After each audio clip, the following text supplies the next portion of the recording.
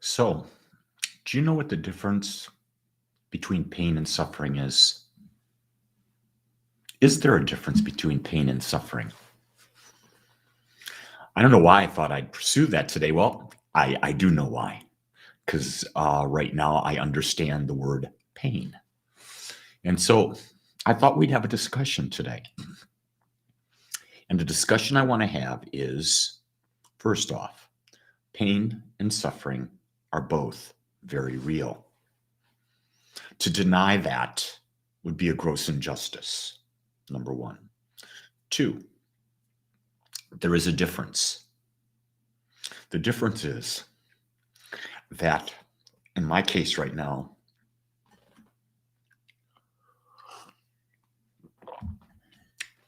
having COVID, I have a tremendous sore throat. And so because I have a tremendous sore throat, pain, you don't sleep. You never relax because your mouth is always wanting to swallow. Do you ever realize that your mouth is always wanting to swallow? So there's tremendous pain with that. And then the other side effect that I have right now is at night in particular, I have fever. And so what I've come to understand for me is that in a situation of pain, you can hear that, it's difficult to know spiritual truth because you're wrapped up in pain. Now, here's the other thing too. Suffering is the result of a mental perception of things in your life, things that have happened to you, things that people have done. And that mental perception is hardwired into your brain. So it's not really easy to get rid of. So it's very real too. And this is why I'm coming to understand we need each other. We need each other because when we can't see our truth, really know our truth for ourselves, we turn to others to know the truth for us, to pray for us, to lift us. It's a temporary thing. It's not helping. It's not helping at all. It's supporting. And I really want to say there's a huge difference between help and support. Help means you don't have the ability within you to do it. Support means I recognize that you have the ability in you, but I see that right now, because of circumstances, you need to be supported until you can reclaim your own power. You follow the difference there? So I know that last night, my wife and I had a little conversation. We didn't talk much at all yesterday because I'm isolated from the rest of I'm isolated from her and from Stephen because I've got COVID and they have not tested positive for COVID. And so we did talk. And one of the things she said is that she was depressed and she was feeling very sad. And the reason was very simple. She had expected that today she would be flying to Denver to be with her granddaughter. Okay? Well, that had to cancel. You can't fly to go see your granddaughter when your husband's got COVID. You've been exposed. You don't want to take that there. So you can see,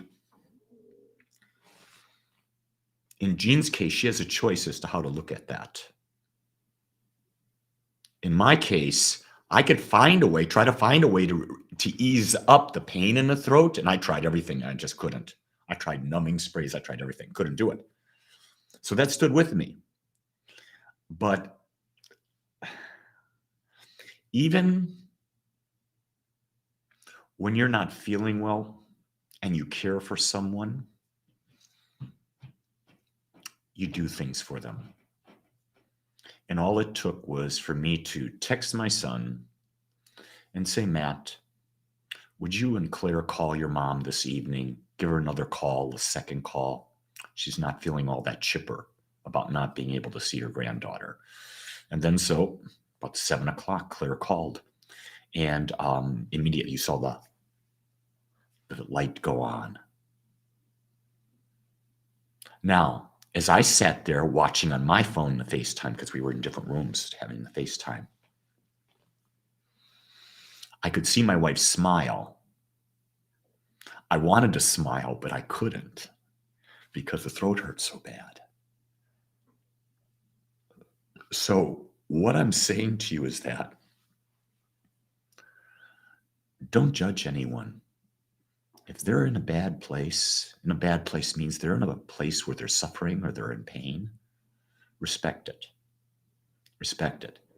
Not everyone has a great Christmas. I've had many, many, many, many great Christmases. But based on the standards that we've chosen to honor Christmas, yesterday was not one of them, if that makes sense. And I know that there's people out there that feel exactly the same way I do, but for different reasons, because no one has the same reasons. And so what I'm doing is I'm saying you don't have to be ashamed that you didn't have a great Christmas. You don't have to compare your Christmas to anybody else's. You don't have to compare your experience, your dinner, your presents, whatever it is. All that stuff wears off. And in the end of the day, when you're lying there at night, what's going on in your thoughts? When I went to sleep 100 times last night, because I don't sleep well right now, I kept asking the question, was I kind today? And I kept coming up with ways that I was kind. And so even in the midst of pain, as I talked to people, I was kind. As I considered what to do with people, I was kind. Kindness is a choice. Pain is not. Suffering may not be a choice. Christy says, observe, pause, and show compassion.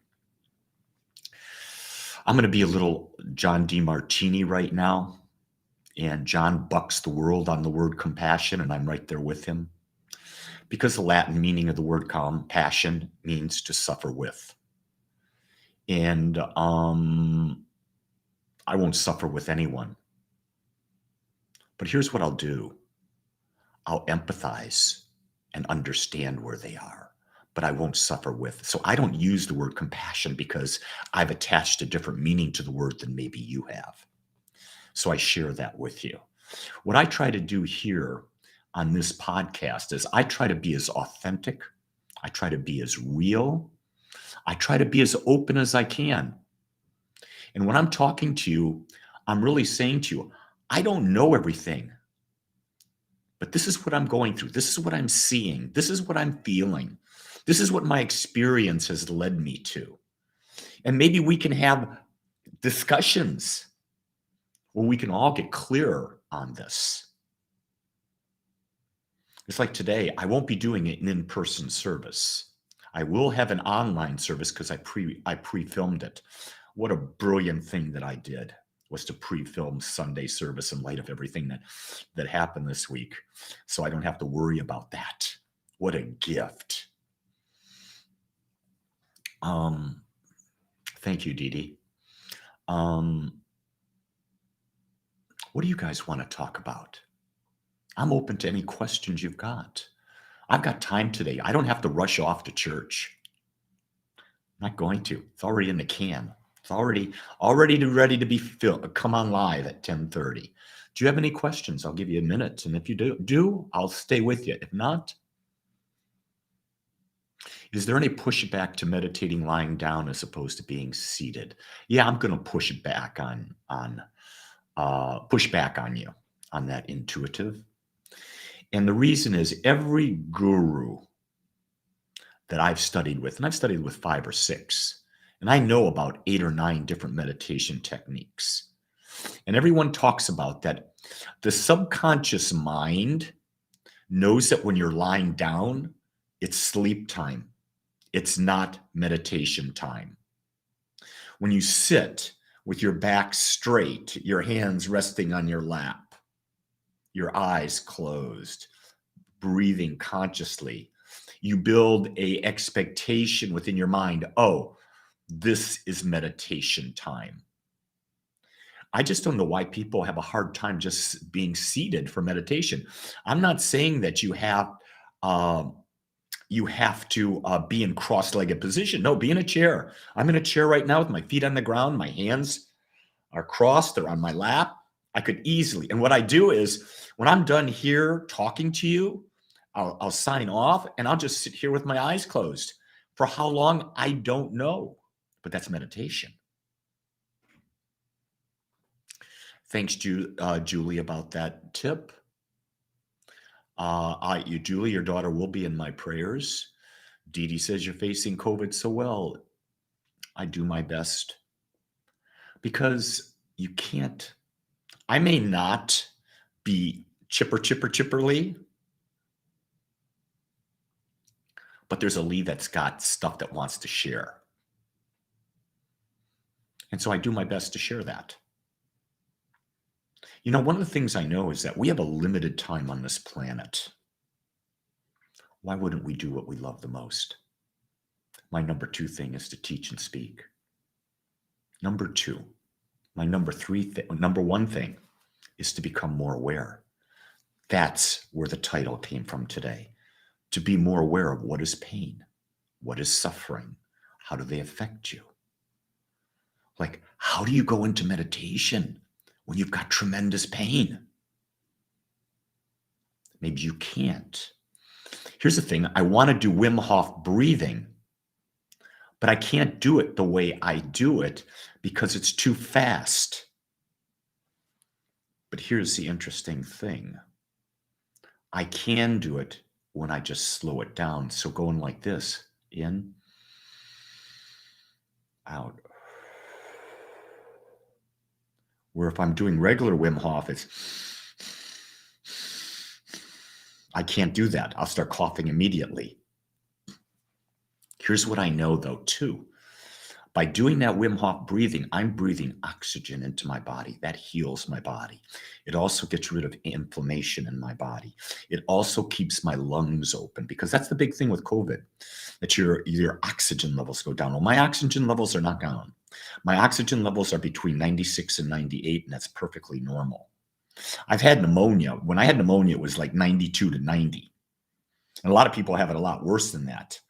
But 96 to 98, that's a healthy oxygen level. So I'm always looking for deeper breathing. But see, you've got to be able to adjust depending on where you are.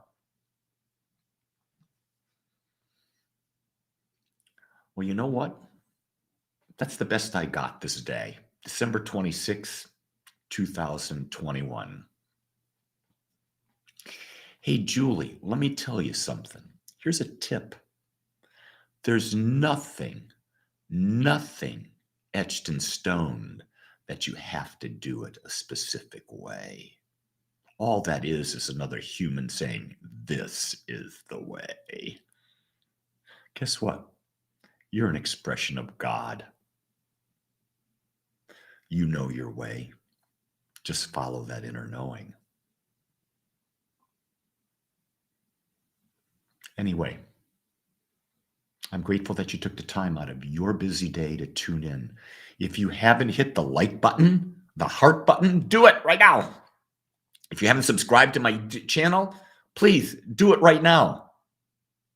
Give me the gift of your approval. Not that I need it, but I'll accept it. Until tomorrow, folks, create a great day and know that you are loved just the way you are because I see your truth and you are perfect. Aloha.